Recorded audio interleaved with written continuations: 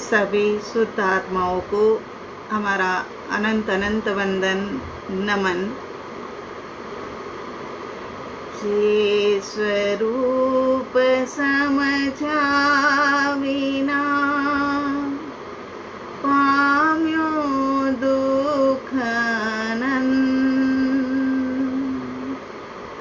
समझाव्यो ते पद नमो श्री सद्गुरु भगवन।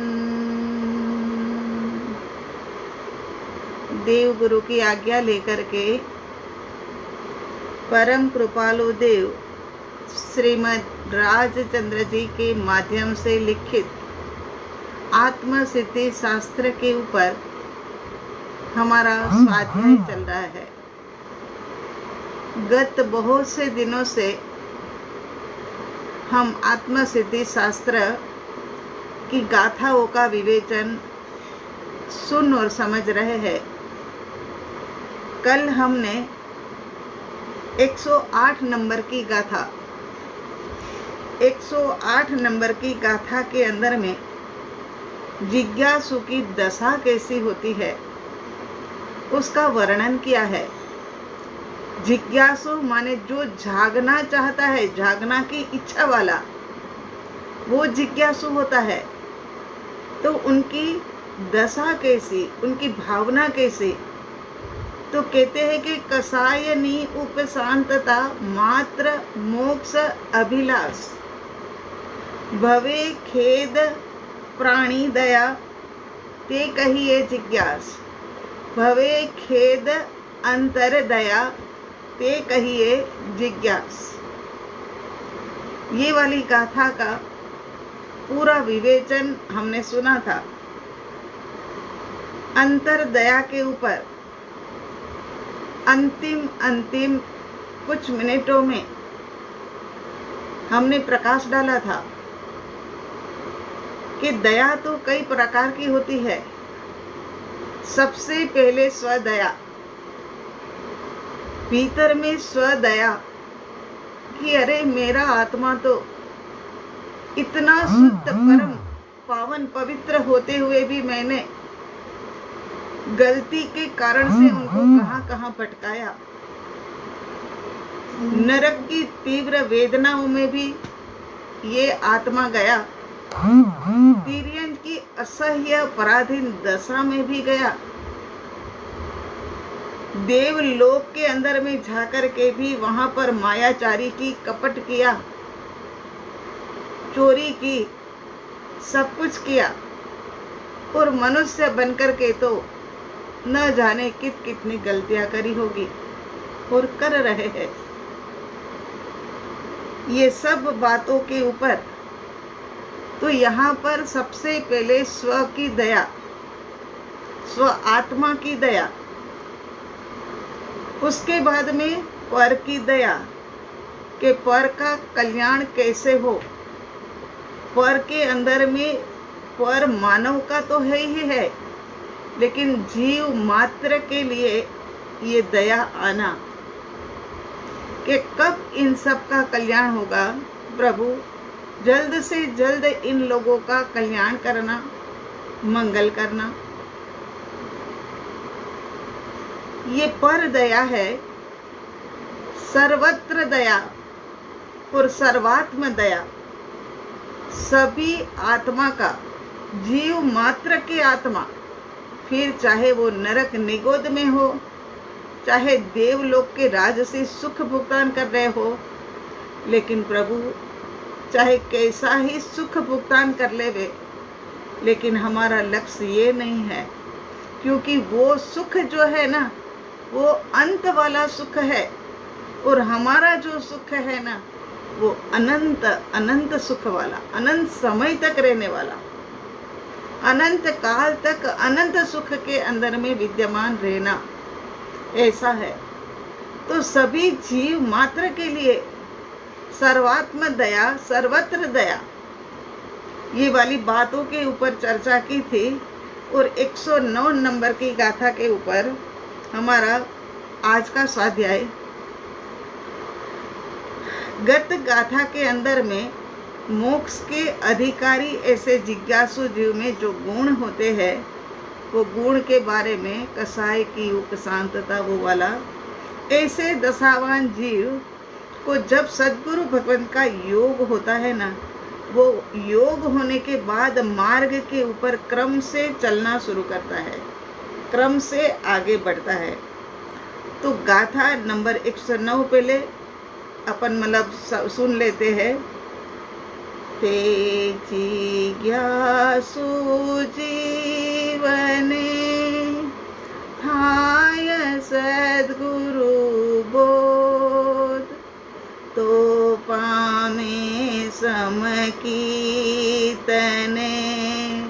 वरते अंतर शोध। बहुत बढ़िया।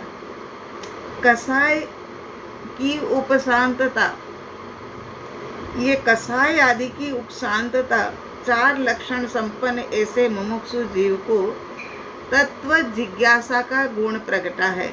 तत्व की जिज्ञासा, ते जिज्ञासु जीव ने थाय सद्गुरु बोध, इसीलिए तत्व संबंधी मंथन चल रहा है कि मैं कौन हूँ, पूर्ण सुख किसमें है, वो पूर्ण सुख मुझे कैसे मिले, मैं कैसे पूर्ण सुख को प्राप्त कर सकूं, शांत दशा मुझे कैसे प्राप्त हो, मेरी शांत दशा जो है वो भीतर में वो कैसे प्रकट कर सकूं।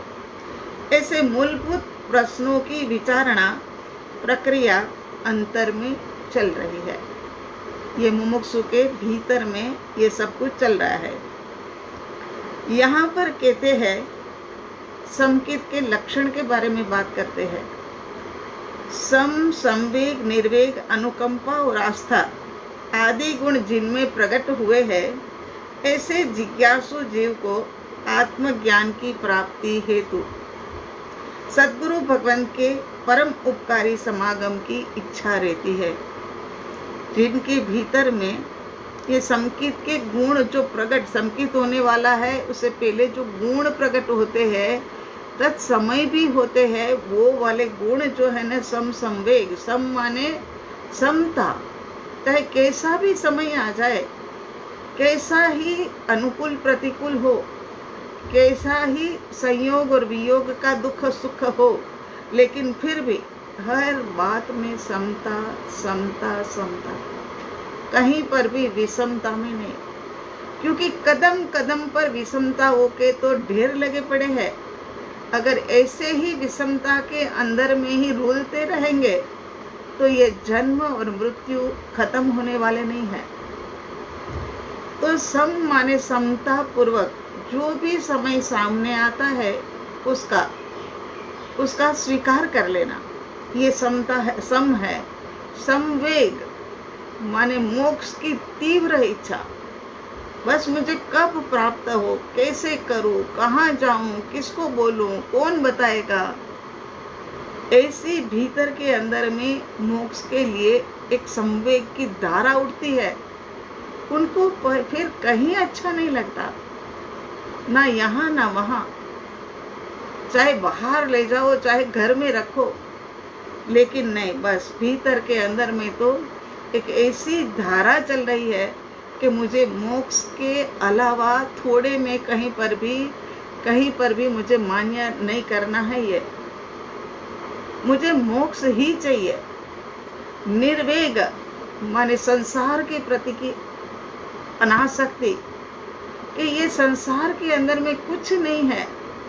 देखो इतना समय बिताया, इतना कुछ किया, लेकिन सब कुछ तो अनित्य। व्यक्ति, वस्तु, परिस्थिति, पदार्थ, संबंध, सब कुछ अनित्य। जब अनित्यता का बोध आता है ना, तब क्या है कि संसार के प्रति की रुचि जो है ना, आसक्ति जो है ना, वो हटती है और अनासक्ति आती है। उसके बाद है अनुकंपा। अनुकंपा माने दया, जीव मात्र के लिए दया। अनुकंपा माने अब किस प्रकार से, कैसे करके मैं वो प्राप्त करूं, औरों को प्राप्त करवाऊं। एक प्रश्न था ना बीच में, मेरा ख्याल मीता प्रभु का था। सभी जीव करु शासन रसी, उनके भीतर में ऐसी भावना चलती है कि मेरा तो कल्याण हो ही हो, लेकिन सभी जीव मात्र का कल्याण हो। ऐसी भावना के कारण से तो ज्ञानी पुरुष जो होते हैं ना, वो ज्ञानी पुरुष ये देश न देने के लिए मतलब तैयार होते हैं। वरना उनके पास तो, वरुण प्रभु ने ऑस्ट्रेलिया से लिखा था कि सदगुरु के पास तो सब कुछ होता है, तो औरों के लिए इतना टाइम क्यों दे देते हैं, फिर वो अपने में ही लगे रहे। लेकिन भीतर से एक करुणा की धारा बहती है कि जो आज मैंने सुख पाया, जो मैंने आनंद पाया, जो मुझे शांति मिली, मुझे जो सुख मिला, मुझे जो बल मिला, ये सब कुछ सबको मिले, क्योंकि सबके पास है भी सही। ऐसा नहीं है कि मुझे उनको देना है, सबके पास है भी सही।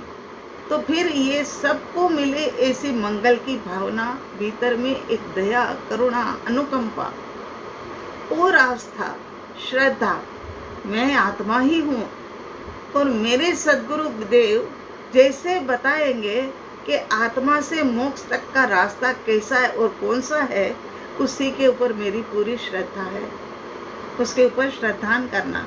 आदि गुण जिनमें प्रकट हुए हैं, ऐसे जिज्ञासु जीव को आत्मज्ञान की प्राप्ति हेतु सद्गुरु भगवान की परम उपकारी समागम की इच्छा रहती है।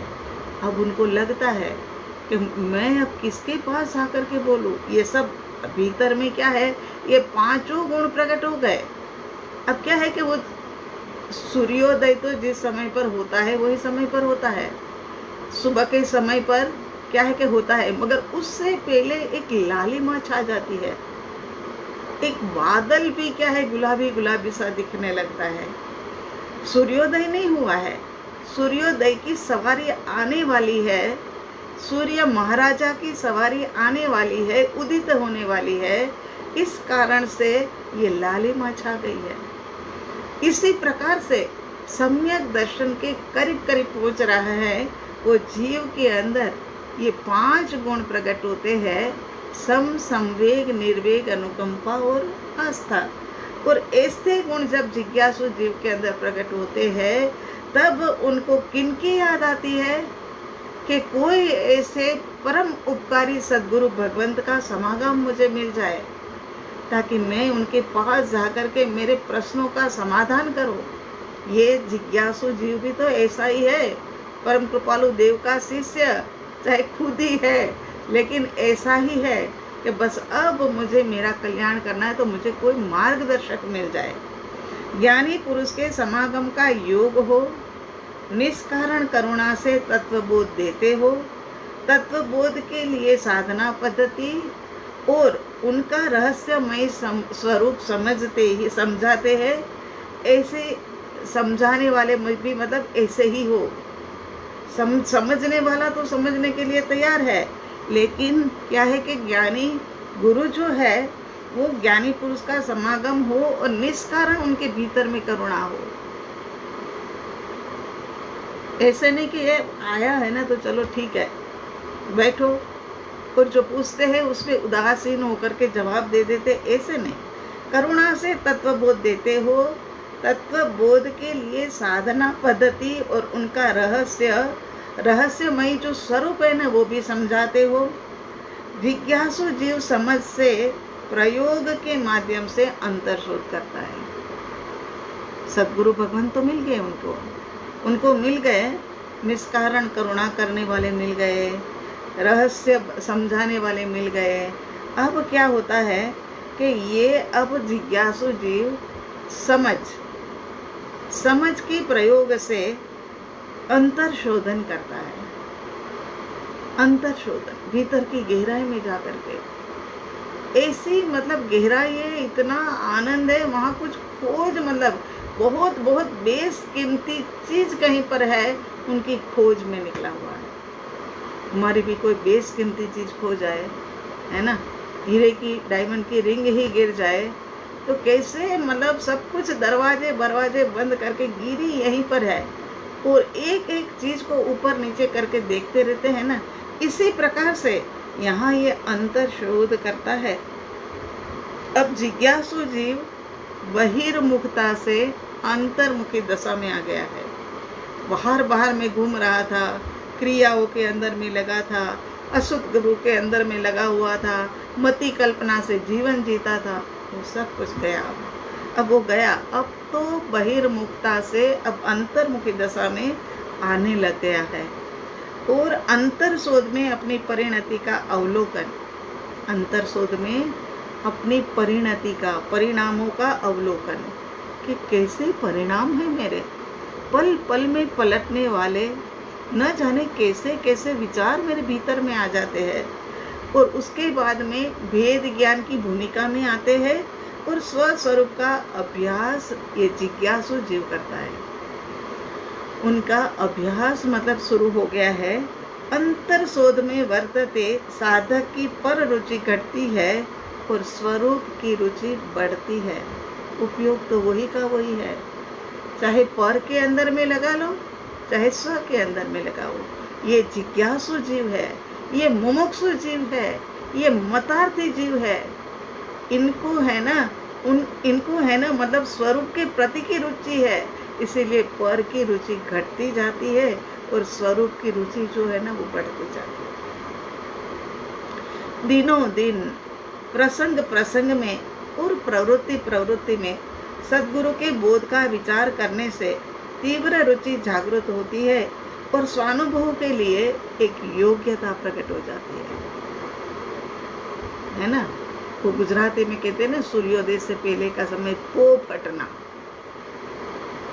मतलब एक लालिमा छा जाना, सूर्योदय की लालिमा छा जाना।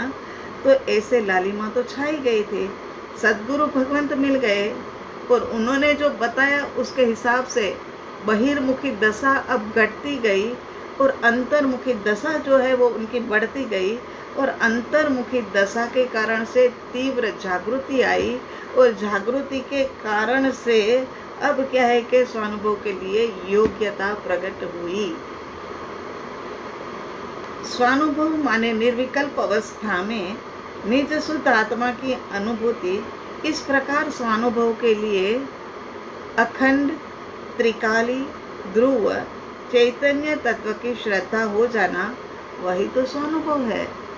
माने कहते कि स्वानुभव माने एक निर्विकल्प अवस्था के अंदर में शुद्ध आत्मा की, निज शुद्ध आत्मा की, खाली शुद्ध आत्मा भी नहीं, निज शुद्ध आत्मा की।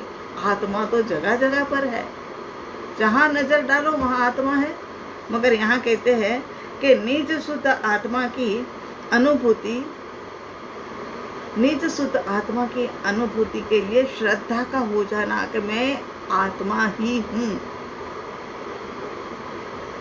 जिज्ञासु जीव को सद्गुरु भगवान की आवश्यकता समझ में आती है। अनंत काल से समझ नहीं आया, क्योंकि अपनी मति कल्पना से, अपनी इच्छा से प्राप्त करना चाहा। किसी के पास झुके क्यों? झुके तो फिर क्या है कि एक अहंकार मतलब गवाता है ना, उनको चोट पहुंचती है ना। इसीलिए तो अब मतलब कहते हैं कि लेकिन सद्गुरु भगवान के प्रति आश्रय भक्ति जागे बिना, अर्पणता आए बिना कुछ शर्तें तो होती ही है ना। इतना बड़ा काम करने के लिए जा रहे हैं, इतना अनंत काल से जो रुका पड़ा हुआ है वो काम करने जा रहे हैं, तो कहते हैं कि सद्गुरु भगवान के प्रति आश्रय भक्ति जगे बिना, अर्पणता आए बिना, आत्म स्वरूप को समझ में आए बिना जीव को उधर की दिशा में रुचि नहीं होती है। तो यहाँ पर जीव को सद्गुरु भगवान के प्रति तो अब उनके प्रति अब इतना कुछ सुन लिया, समझ लिया, तो उनके प्रति प्रेम, श्रद्धा और उनके आज्ञा का यथार्थ पालन, बस वो ही मान्य रखने योग है। उनके बोध का ही घोलन करने योग है, उनकी बताई बातों का ही चिंतन मनन करने योग है। मन वचन काया और धन की आसक्ति घटे तब निज स्वरूप सरलता पूर्वक समझ में आता है। आसक्ति घटानी होगी, मन की, वचन की, काया की। समय यूं ही निकले जा रहा है और हम अगर ये आसक्तियों के अंदर में पड़े रहेंगे तो हमारा काम कब होगा। उपदेश छाया 10 नंबर के अंदर में लिखते हैं, परम कृपालु देव, एक बहुत अच्छा वाक्य है, सच में ही अच्छा है। जिनके वचन सुनने से आत्मा स्थिर हो, वृत्ति निर्मल हो, सत्पुरुष के बोध श्रवण हो, तब सम्यक होता है और जगत को किसी भी अनुकूलता में, जगत की किसी भी अनुकूलता के अंदर में लीन नहीं होना, प्रतिकूलता के अंदर में दीन नहीं होना, तब जाकर के क्या है कि सत्पुरुष का बोध हमें श्रवण करके सम्यक्त्व की दिशा में ले जाता है। एक बार फिर, जिनके वचन सुनने से आत्मा स्थिर हो जाता है, वृत्ति निर्मल हो जाती है, सत्पुरुष के बोध श्रवण हो, तब सम्यक्त्व होता है। वृत्ति भी निर्मल चाहिए, आत्मा की स्थिरता भी चाहिए, तब जाकर के वो जो बोध दिया है ना, वो भीतर में जाता है। अंतर शोधन के अंदर में जो खोज रहे थे, वहाँ पर फिर क्या है कि सम्यक्त्व का अनुभव होता है। आगे क्या कहते हैं, स्व अभ्यास में निपुणता आने से किसी परिस्थिति में अनुकूलता प्रतिकूलता लगती ही नहीं है। बिल्कुल सच बात है, ये बिल्कुल सच बात है कि स्व अभ्यास के अंदर में निपुणता ऐसी आ गई है कि जो हो उसका स्वीकार, जो मेरे से जुदा है उसका सहयोग भी है, उसका वियोग भी है, उनका सुख भी है, उनका दुख भी है, उनकी अनुकूलता भी है, उनकी प्रतिकूलता भी है। हाँ, तो फिर स्व का अभ्यास करते करते ऐसा निपुण हो गया है मुमुक्षु कि उनको कहीं पर भी अनुकूलता प्रतिकूलता लगती ही नहीं है। ऐसा ही लगता है, जैसे जैसे आगे बढ़ोगे ना, ऐसे ऐसे फिर ये छोटी मोटी बातों की तो अनुकूलता प्रतिकूलता बिल्कुल ख्याल भी नहीं आएगा। वह संयोगों के प्रति लक्ष्य नहीं करते हुए रात दिन चैतन्य का बल बढ़ाने में लग जाता है। एक ही काम रह गया है, एक काम पूरी लीनता के साथ करते हो ना, तो पास में क्या हो रहा है ना वो भी पता ना लगे। मेहमान आने वाले हैं, खाना बढ़िया बनना चाहिए, रईस घर के लोग हैं, वो सब्जी बनाने के, ग्रेवी बनाने में ऐसे लग जाते हैं कि साथ में खड़ा खड़ा बच्चा जो होता है ना, वो टमाटर लेकर के सारे फोड़ देता है ना, तो भी उनको नहीं पता लगता। इसी प्रकार से यहाँ चैतन्य के अंदर में दिन रात ऐसा लगा हुआ है, तो चैतन्य का बल इतना बढ़ गया है कि उनको कोई अनुकूलता प्रतिकूलता नहीं लगती। चैतन्य धाम ज्यादा से ज्यादा नजदीक उनको दिखता है। भाव भाषण, अब तो उनको लगा कि अब पहुंच गए, है ना। पहाड़ चढ़ते हैं तब भी लगता है ना शत्रुंजय में, बस अब तो अभी पहुंच गए, देखो ना बिल्कुल सामने ही तो दिखता है, मगर सामने तो हम आधा पहाड़ चढ़ते हैं ना तभी से दिखने लग जाता है। पता नहीं क्या चमत्कार है वहाँ का, हर शासन के अंदर में, हर तीर्थों के अंदर में। हाँ, आधे तक चढ़ो ने, अरे ये रहा, और वहाँ पर जाते जाते तो अभी 2 घंटे लग जाते हैं। तो फिर यहाँ भी क्या हुआ कि चैतन्य धाम अब ज्यादा से ज्यादा नजदीक दिखने लग गया है। अंतर शोध करते हुए आत्मा स्वरूप का आदर होता है। अंतर शोध में लक्ष्य एक ही पूर्ण पवित्र स्वाधीन सत्य क्या है, उसका भान होते ही जीव उत्तरोत्तर आगे बढ़ता है, आगे बढ़ने लग गया है। तभी तो जाकर के मोक्ष का उपाय पूछा है। ये मोक्ष के उपाय के अंदर में सब कुछ चल रहा है। उसके बाद आगे की 110 नंबर की गाथा के अंदर में क्या कहते हैं वो देखते हैं। 109 नंबर की गाथा में तो जिज्ञासु जीव सद्गुरु के उपदेश से व्यवहार संकेत प्राप्त करता है और उसके बाद शुद्ध ज्ञानानंद स्वभावी आत्मा का अनुभव करके, निज आत्मा का अनुभव करके शुद्ध संकेत को प्राप्त करता है। बस वहां तक अपने को पहुंचना है। एक बार शुद्ध संकेत प्राप्त हो जाए ना, फिर चिंता नहीं है ना। चिंता तो अभी भी नहीं है। जाना है तो जाना ही है, आपने, हमने, सबने जाना है। प्राप्त करना है तो करना ही है। कहते हैं ना शास्त्र में कि भवी जीव है वो चाहे देर सबेर मगर पहुंचने तो वाला ही है, और तभी तो रुचि है। तो यहाँ कहते हैं 110 नंबर की गाथा के अंदर में, मत दर्शन आग्रहत जी वरते सदगुरु लक्ष्य लहे सुत समकीत ते हेमा भेदन पक्ष।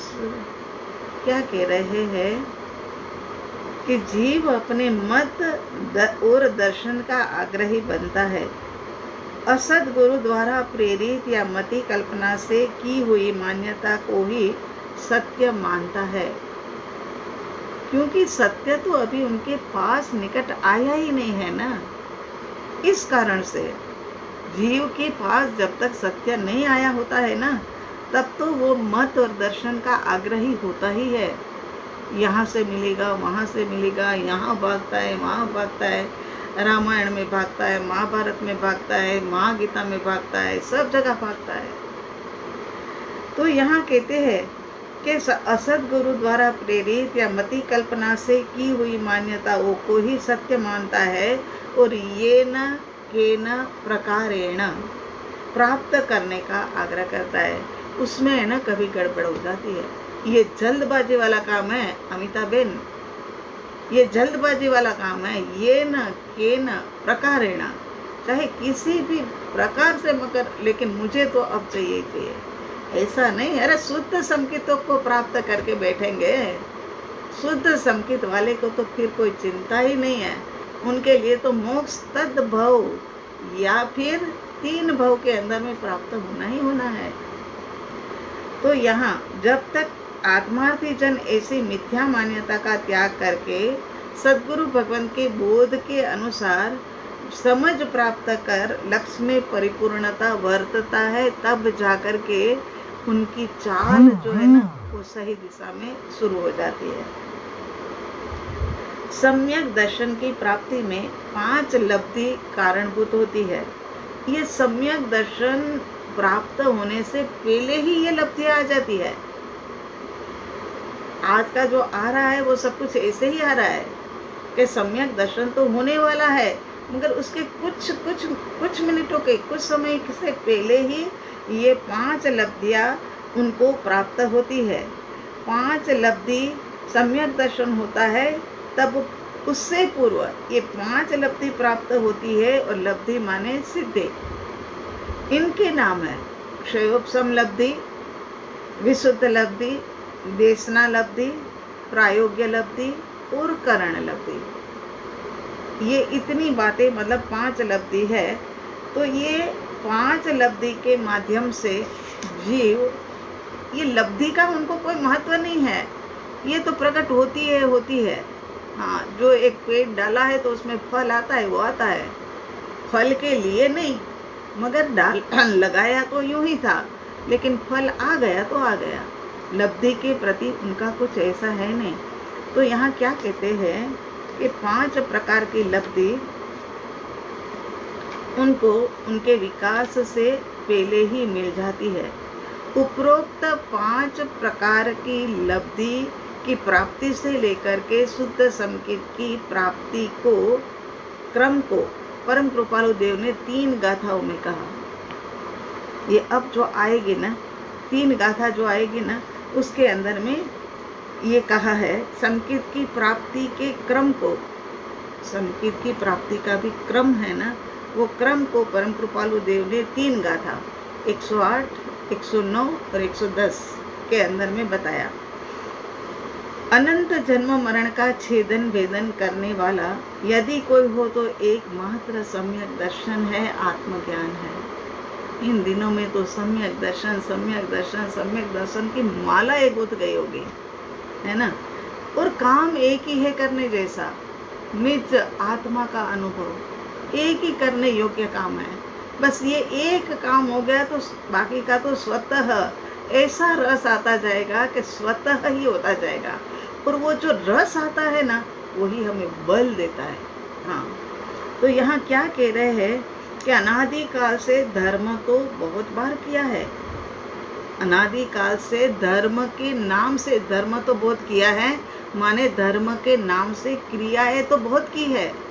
उसमें आता है ना, हमने जो बीच में लिया था वो भी लंबे समय तक, यम नियम संयम आप लियो, पुनि त्याग विराग अथाग लियो, पुनि त्याग विराग अथाग लियो। माने क्या कहते हैं कि यम नियम संयम इस प्रकार से 17 प्रकार से धर्म को मान करके हमने क्रियाएं तो बहुत की। धर्म इसीलिए नहीं क्योंकि धर्म एक शुद्ध शुद्ध शुद्ध वस्तु का नाम है। तो यहाँ पर कहते हैं कि 17 प्रकार से हमने ये यम नियम में देखा था। द्रव्य क्रिया और भाव क्रिया। द्रव्य क्रिया का कितना महत्व है 1%, भाव क्रिया का कितना महत्व है 99%। तो यहाँ द्रव्य क्रिया और भाव क्रिया के ऊपर 17 प्रकार की हमने क्रियाएं कर ली, लेकिन फिर भी हमारा कार्यकारी सिद्ध नहीं हुआ। सद्गुरु भगवान की पहचान होना वह शुद्ध संकेत का कारण है। शुद्ध संकेत की पहचान वो क्या है कि जिनके भीतर में ऐसी पात्रता होती है ना, वो सद्गुरु भगवान को खोज लेता है। मुमुक्षु के नयन के अंदर में कुछ ऐसा होता है कि वो सद्गुरु भगवान को प्राप्त करने के लिए उनके पास एक दृष्टि आ जाती है। जब मुमुक्षु जीव को सजीवन मूर्ति की पहचान होती है, तब उनके परिणामों में अनेक प्रकार के फर्क आ जाते हैं। मुमुक्षु जीव को सजीवन मूर्ति माने सद्गुरु भगवान की पहचान होती है, तब उनके परिणामों के अंदर में अनेक प्रकार के फर्क आ जाते हैं। सद्गुरु भगवान के प्रति अविचल श्रद्धा के कारण जीव को उनके प्रति परमेश्वर बुद्धि भी जागृत होती है। उनको लगता है कि ये मेरे परमात्मा ही है सच्ची। कई बार हमारे ग्रुप में भी होता, हम कहते हैं नहीं प्रभु हमें दोष लगता है, ऐसे नहीं कहो, ऐसे नहीं बोलो, मगर उनके भीतर में एक ऐसी सद्गुरु के लिए एक ऐसा स्थान तैयार हो जाता है, एक ऐसा सिंहासन हृदय के अंदर में स्थापित हो जाता है कि उनको परमात्मा से कम नहीं लगता है। और होता है, हम भी हमारे सद्गुरु भगवान को परमेश्वर से कम नहीं मानते हैं। तो यहाँ पर सद्गुरु के प्रति अचल प्रेम और सम्यक प्रतीति के बल से मुमुक्षुता के अंदर में वृद्धि होती है।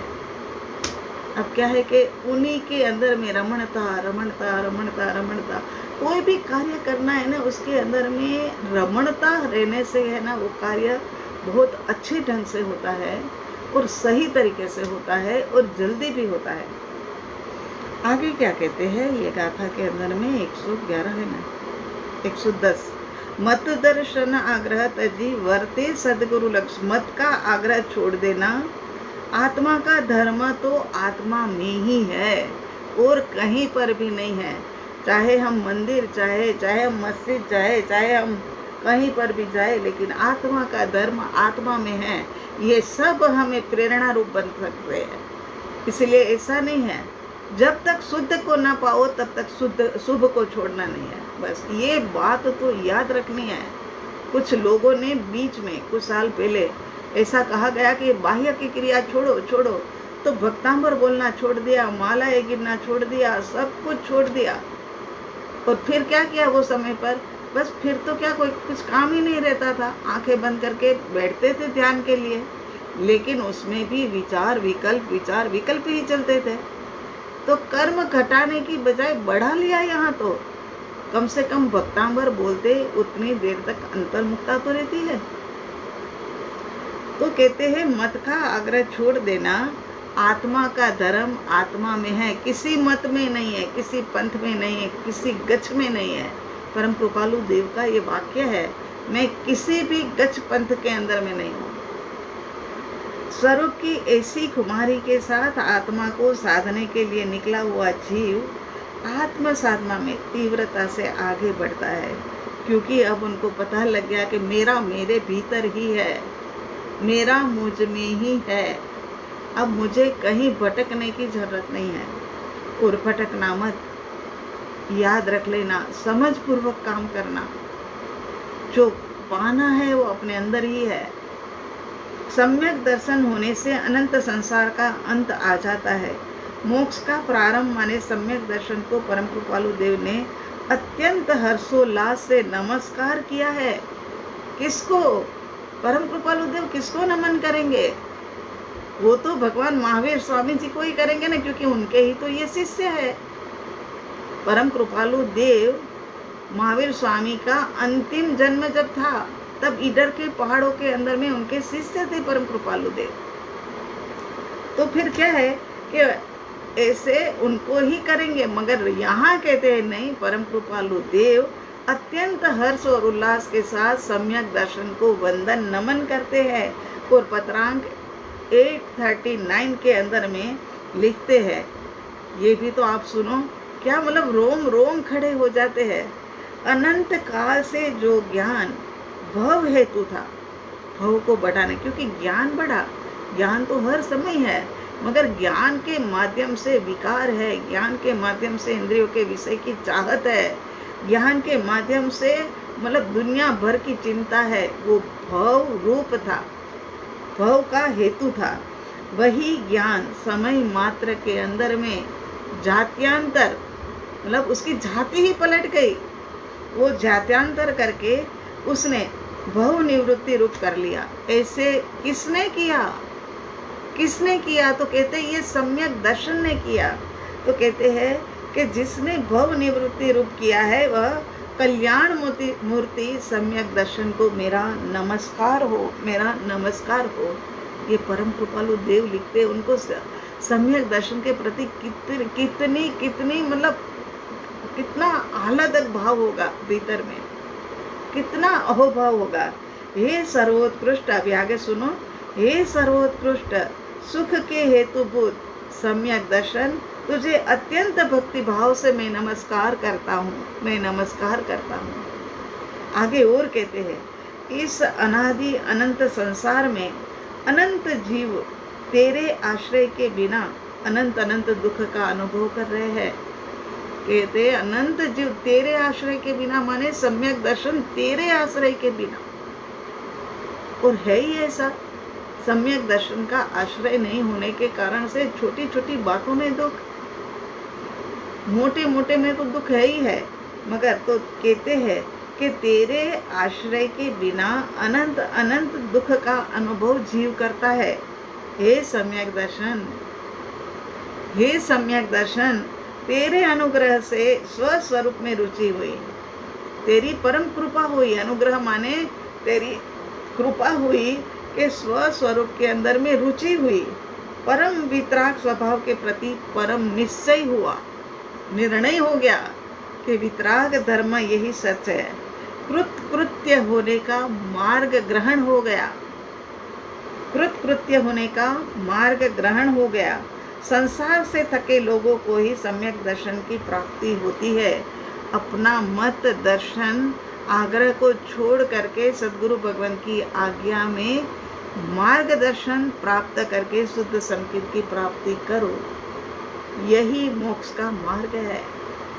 सम्यक दर्शन तुझे अनंत अनंत बार वंदन नमस्कार करता हूँ। ये 839 पत्रांक के अंदर में लिखा हुआ है। अब आगे गाथा नंबर 111 के अंदर में, स्वभाव में एकाग्र होने से, निर्विकल्पता आने से जिज्ञासु जीव को शुद्धात्मा का अनुभव होता है। जिन्होंने शुद्धात्मा का अनुभव किया हो उनकी दशा का वर्णन यहाँ पर करते। बहुत बहुत बढ़िया गाथा, बहुत ही अच्छी।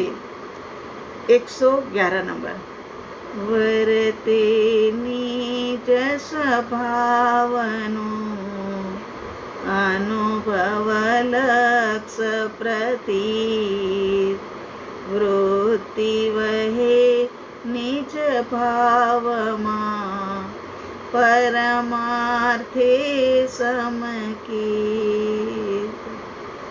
क्या कहते हैं, दुख से छूटने के लिए और सच्चा सुख प्राप्त करने के लिए जिज्ञासु जीव आत्म प्राप्ति का लक्ष्य बनाता है और ज्ञानी का पहचान पूर्वक समागम करता है। ज्ञानी की पहचान पूर्वक लिखा, ज्ञानी और ज्ञानी की पहचान पूर्वक मतलब उनकी पहचान करनी पड़ेगी। ज्ञानी तो ज्ञानी ही है, लेकिन नहीं, कहते वो जिज्ञासु जीव पहचान पूर्वक उनको सद्गुरु भगवान को पकड़ता है और उनके साथ में समागम करता है। अपूर्व बोध की प्राप्ति बार बार होने से तत्व का निर्णय होता है। हम भी तो आपको बार बार कह रहे हैं, सम्यक दर्शन, आत्मज्ञान, मैं शुद्ध आत्मा, मोक्ष है, मोक्ष का उपाय है, जीव शुद्ध बुद्ध मुक्त है, स्वयं ज्योति सुख धाम है, कितना कुछ कहते ही रहते हैं ना। तो यहाँ कहते हैं कि ज्ञानी की पहचान पूर्वक समागम करता है, अपूर्व बोध की प्राप्ति होने से तत्व का निर्णय होता है और देह और कर्म से भिन्न, पाप और पुण्य से भिन्न मैं सहज शांत परिपूर्ण ज्ञायक तत्व हूँ। ऐसा जबरदस्त सूर्य माने एक वीर्य उठता है, शक्ति भीतर से उठती है। अब विभाव असिद्धियों को हटाकर तत्काल उसका मैं क्षय करूं। माने कहते कि अब ये जो सूर्य उठा है ना, उसके माध्यम से जल्दी विभाव दशा को मैं समाप्त करूं। मेरे भीतर में जितनी अशुद्धियां है ना, वो सारी अशुद्धियों को समाप्त करूं। इस प्रकार विश्वास पूर्वक आगे बढ़ता है और अंतर्मुख उपयोग अंतर में टर्न लेते ही सर्व विकल्प टल जाता है। जब मेरा यहाँ कुछ है ही नहीं, मेरा कोई भी यहाँ नहीं है, मेरा कुछ भी यहाँ नहीं है, तो फिर सब ये विकल्प सबके बारे में, सब वस्तुओं के बारे में, व्यक्तियों के बारे में क्यों करते रहते हैं। तो यहाँ कहते हैं कि जैसे ही भीतर में यू टर्न लिया कि विकल्प जो थे ना वो सारे टलने लग गए और शुद्ध स्वभाव के अंदर में लीनता आने लग गई। एक अपूर्व शांति और हर समय जागृति, अपूर्व शांति और हर समय जागृति, निंद्रा के वक्त भी जागृति।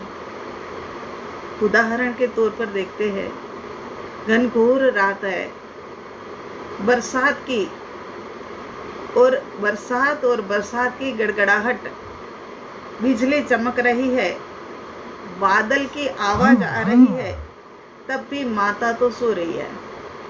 लेकिन पास में सोया हुआ बच्चा जो है ना, वो जरा सा हिलता है ना, तो माँ क्या है कि तुरंत जाग जाती है, क्योंकि निद्रावस्था में भी माता के भीतर बालक की स्मृति है। सो तो रही है, लेकिन फिर भी मेरे पास में मेरा बच्चा सो रहा है, ऐसी स्मृति है।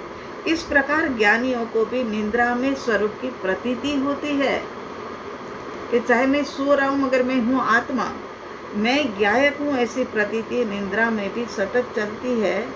निद्रा में भी ज्ञानी मूर्छित नहीं होते। ऐसे नहीं है कि ऐसे निढाल होकर के सो गए, ऐसा नहीं होता है। वो सुसुप्ति में भी जागृत है। इसी कारण सब सो जाते हैं, तब भी ज्ञानी तो जागृत ही रहते हैं। हमारे बच्चे बार बार पूछते हैं, क्यों इतनी जल्दी उठते हो, क्यों ऐसा करते हो, आप दिन में करो सब, हम हमारा काम अपने आप कर लेंगे, आपको टाइम पूरा दे देंगे। लेकिन वो बच्चा क्या जाने, क्या समझे ज्ञानी की दशा कैसी, उनको अपने में ही स्थिर रहने में रस आता है। संसार कार्यों में भी उनको अपने शुद्ध स्वभाव की प्रतीति और ज्ञान वर्तता रहता है। प्रतीति भी है और ज्ञान भी वर्तता है। गृहस्थ आश्रम में चाहे कोई भी संयोगों से वो घिर जाए, तब भी उनका श्रद्धा और ज्ञान जो है ना, वो चलित नहीं होता है। तब भी उनका श्रद्धा ज्ञान ज्यों का त्यों मैं आत्मा हूँ, मैं आत्मा ही हूँ, मैं ज्ञाता और दृष्टा हूँ। उसके बारे में परम कृपालु देव 603 नंबर के पत्रांक में लिखते हैं।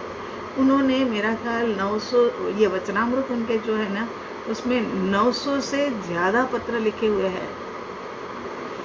वो पत्र तो हम कब पढ़ने बैठेंगे, कब हमारे को ये मतलब समय मिलेगा इतना, तो और मिल भी जाएगा तो फिर हमारे में इतनी समझ भी कहाँ है।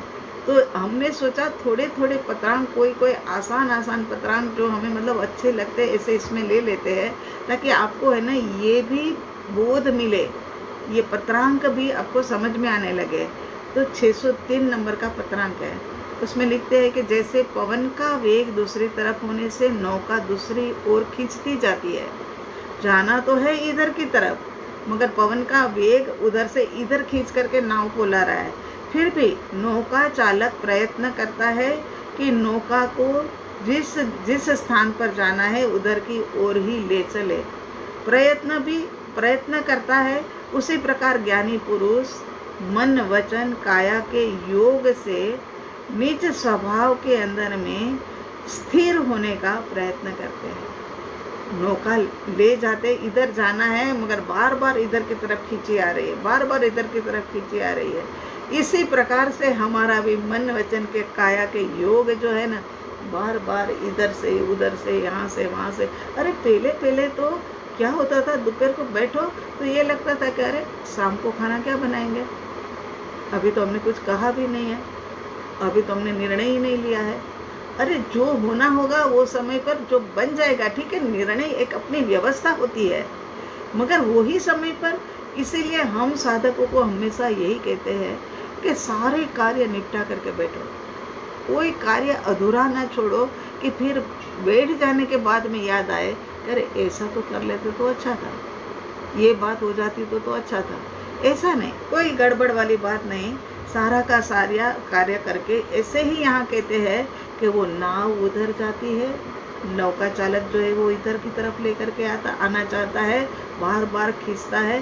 तो ये परम कृपालु देव कहते हैं कि मन वचन काया के योग, वो भी तो हमारे लोगों के जैसे ही थे, मगर हमारे में से महात्मा बन गए, महात्मा में से अब परमात्मा बन जाएंगे। ऐसे परम कृपालु देव जो है वो क्या है कि मन वचन काया के योग उनके बाहर आ जाते हैं, फिर अंदर ले जाते हैं, फिर बाहर, फिर अंदर। इस प्रकार से लक्ष्य की प्रतीति उनकी बनाए रखने का पुरुषार्थ करते हैं। स्वरूप लीनता का रस कभी भी सूखता नहीं, बल्कि दिन प्रतिदिन बढ़ता ही जाता है। ये रस का स्वाद ही, ये रस का स्वभाव ही कुछ अलग है। स्वरूप लीनता का रस कभी भी सूखता नहीं, बल्कि दिन प्रतिदिन बढ़ता जाता है। रस धारा तो शाश्वत है, भीतर में शाश्वत चल रही है। पुरुषार्थ एक बार का, आनंद सुख मस्ती अनंत काल की है।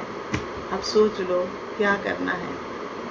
कमाई तो एक बार की है, एक बार अब कमाने के लिए जाओगे ना तो पूरे जीवन भर शांति से बैठ करके खाओगे। तो यहाँ पर भी कहते हैं कि पुरुषार्थ तो एक बार का है, आनंद सुख मस्ती जो है ना वो अनंत काल की है। इस रस धारा से भीग जाता है, छलक जाता है, स्वरूप लीनता में जो समा जाता है वही सुखी है और वही सफल है और वही ज्ञानी है। भीगना है ना, भीगना चाहते हो ना, ऐसे ही रस से जो रस है ना कभी सूखे ना। और वितराग दशा के उपासक बस वृत्ति को अपनी ओर करिए, वृत्ति को बाहर मत जाने दीजिए। ये वृत्ति है ना बाहर जाएगी ना तो बिगड़ करके आएगी, मैली हो करके आएगी। वृत्ति को अपनी ओर ही रखो। आगे 112 नंबर की गाथा के अंदर में कहते हैं, 112 नंबर की गाथा के अंदर में सब एक से बढ़कर एक। सम्यक दर्शन जीव की अंतरंग दशा कैसी होती है यह समझाने के बाद अब परमार्थ संकित का वितराग रूप कैसा, वितराग दशा रूप फल है वह किस प्रकार का होता है वो परम कृपालु देव इसमें समझाएंगे। क्या समझाएंगे? तो जीव की अंतरंग दशा कैसी होती है, यह समझाने के बाद अब परमार्थ संकित का वितराग दशा रूप फल क्या है वो बात बताएंगे। तो यहाँ क्या 112 नंबर की गाथा, वर्धमान समकित थई टाड़े मिथ्याभास उदय थाय चारित्रनो वीतराग पदवास। जो गाथा बोलो ने इसमें आहा निकल जाता है। ऐसी लाइनें अब तो ऐसी गाथा आने वाली है। संकित की धारा बढ़ने से हास्य रति शोकादि जो आत्मा के विषय में मिथ्याभास था न वो टल जाता है। मिथ्याभास था, मिथ्या आभास तो हमेशा मिथ्या ही होता है। तो ये मिथ्याभास जो है ना वो टल जाता है और स्वभाव के अंदर में स्थिरता रूप चारित्र का उदय होता है। सभी राग द्वेष का क्षय और वितराग पद में स्थित हो जाता है। क्या है कि वो साधक फिर वितराग पद वास, राग द्वेष का जब क्षय होता है ना तब वितराग बना क्रमशः स्थिर करना पड़ेगा। सबसे पहले अपने से ही करो, इंद्रियों के विषय से ही संक्षिप्त होते जाओ। इंद्रिय के विषय से ही मतलब जो शुरुआत होगी ना अपने से ही, वो फिर क्रमशः बढ़ता जाएगा, क्योंकि उसमें किसी की रजामंदी की जरूरत नहीं है। दूसरे को हम कहे और करे और ना करे या उनके भीतर में पता नहीं क्या भाव आ जाए वो हमें नहीं पता है। लेकिन क्या है कि यहाँ तो कहते हैं कि अपने से करना माने क्या, संक्षिप्त होते जाना।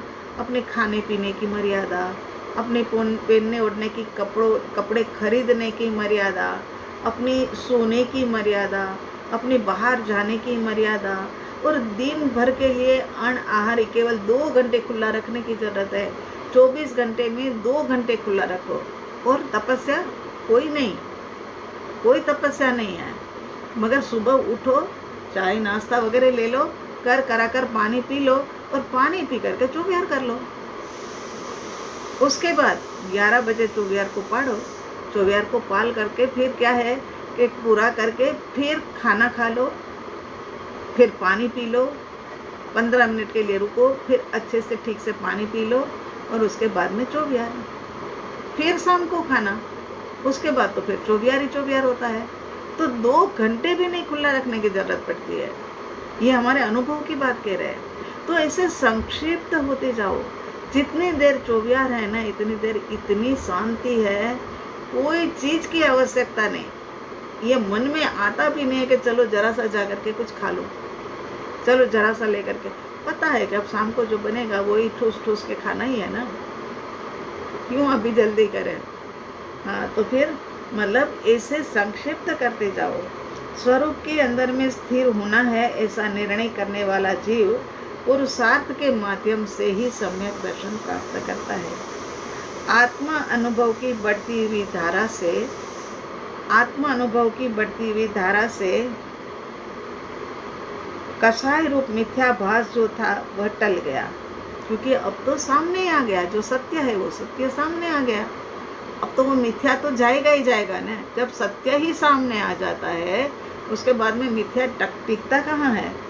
और स्वभाव स्थिरता का उदय होता है।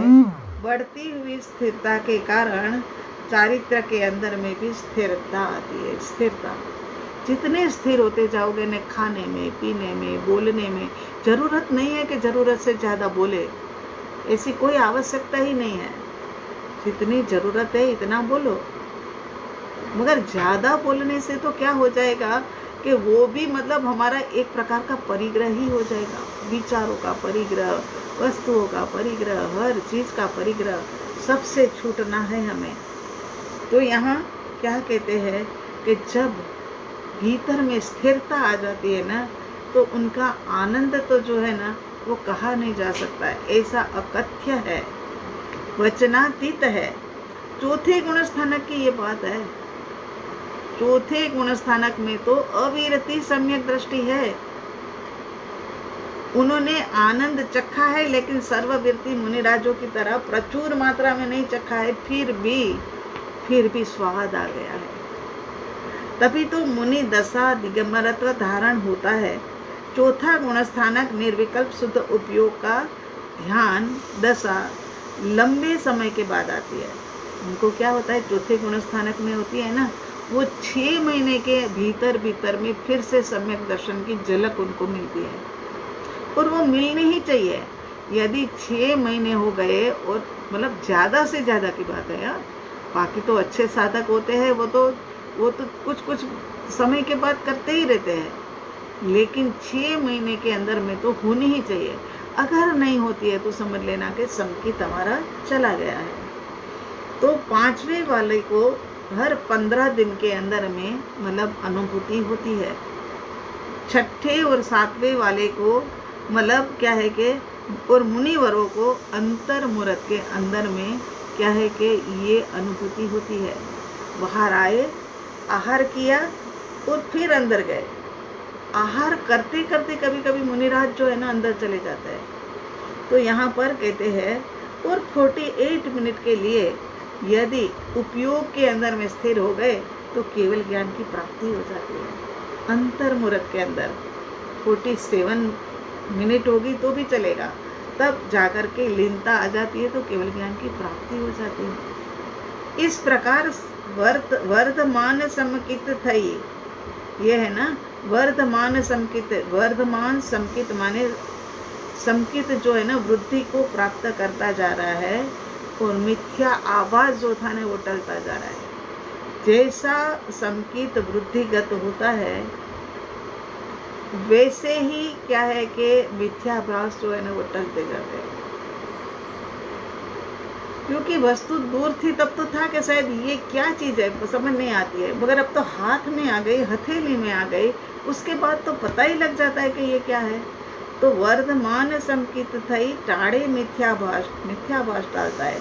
वितराग पद में स्थिर हो जाते हैं। केवल ज्ञानी आत्मा की तो दशा ही क्या, हा कैसी मौज और मस्ती में वो सिमंदर स्वामी होंगे, और केवल ज्ञानी आत्मा और सभी अरिहंत परमात्मा। अभी तो सिद्ध दशा की बात भी नहीं है। उदय थाय चारित्रनो वीतराग पदवास।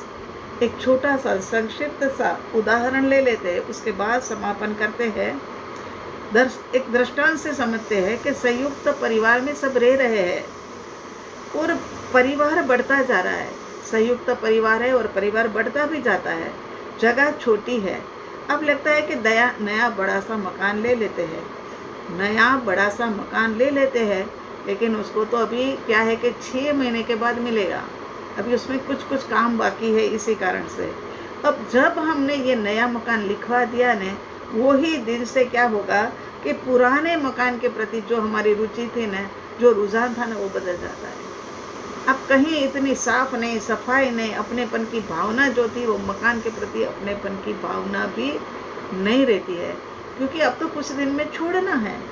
तो इसी प्रकार केवल ज्ञानी आत्मा को पता है कि आत्मा के वैभव के आगे सब कुछ तुच्छ है, और ज्ञानी सदा अपने ही तृप्त, प्रसन्न और प्रशांत रहते हैं, और गृहस्थी के अंदर में रहते हुए आसक्ति भाव उनके भीतर नहीं होते हैं। उनको पता है कि ये मकान छोड़ना है, इससे बड़ा मकान हमने है ना पक्का करके रखा है। आप भी अपना मकान पक्का कर लेना। आप भी है ना अभी यहाँ से ही निर्णय करके निकलना। फिर है ना यहाँ रुचि ना लगे माने ऐसा नहीं है कि घर के लोगों के ऊपर चिड़चिड़ करोगे। अरे प्रेम से भरे भरे होगे। हमने बीच में एक बार बताया था ना, राग और द्वेष जाता है, वहाँ पर वो स्थान खाली होता है ना, वो कौन लेता है? वो उत्तम गुण जो होते हैं ना, प्रेम और क्षमा, ये दोनों ले लेते हैं। राग जाता है, प्रेम बढ़ता है, द्वेष जाता है, क्षमा बढ़ती है। ऐसा ये चैतन्य का मार्ग है। यहाँ पर सत श्रद्धा और सत्य ज्ञान के बल पर सम्यक दृष्टि जीव आत्म स्वरूप के अंदर में स्थिर होते हैं। अब आगे 113 नंबर की गाथा। बस अब तो पूरा होने में मतलब थोड़ी सी ही गाथा रह गई है, तो 113 नंबर का स्वाध्याय, एक गाथा का स्वाध्याय अब जब अवसर आएगा तब अपन करेंगे। उससे पहले सर्वमंगल मांगल्यम सर्वकल्याण कारणम प्रधानम सर्वधर्मानां जैनम जयति शासनम, जैनम जयति शासनम। शांति शांति शांति। सबका मंगल हो प्रभु, सबका कल्याण हो। मेरे नाथ सबका भला करना, मेरे प्रभु सबको साता देना। यही अंतर हृदय की प्रार्थना पूर्व 84 लाख जीवन के जीवों के प्रति इस भव में, पर भव में, भवो भव में, अनंत भव में उन जीवों को मैंने दुखाया तो है ही है, क्योंकि अज्ञान दशा में थी न, इस कारण से। तो हे 84 लाख जीवाने के जीव, मैं अरिहंत परमात्मा की साक्षी लेकर के आपके समक्ष क्षमा की याचना करता हूँ। क्षमा दो प्रभु, क्षमा दो। ओम अरिहंत। चित्रकार हमारे शिवांश भाई की खूब खूब अनुमोदना करते हैं। दिन व दिन जैसे लोगों को रस बढ़ता जा रहा है, ऐसे उनको भी उनकी ड्राइंग के अंदर में रस बढ़ता जा रहा है। बहुत अच्छे से बड़ी स्पीड के साथ में। सच में कोई एक अनोखा जीव है ये। बस इनको ऐसा माहौल मिल जाएगा तो एक जीव में से शिव बन जाए। शिवांश तो नाम है ही है। ऐसी उनकी बुरी बुरी हम भी अनुमोदना करते हैं। और पूरे महाविद्य क्षेत्र के सभी मुमुक्षु साधक आपकी अनुमोदना करते हैं। हमारे पास भी आते रहते हैं सबके फ़ोन और सब चीज़ें, तो अनुमोदना करते हुए ओम हरि।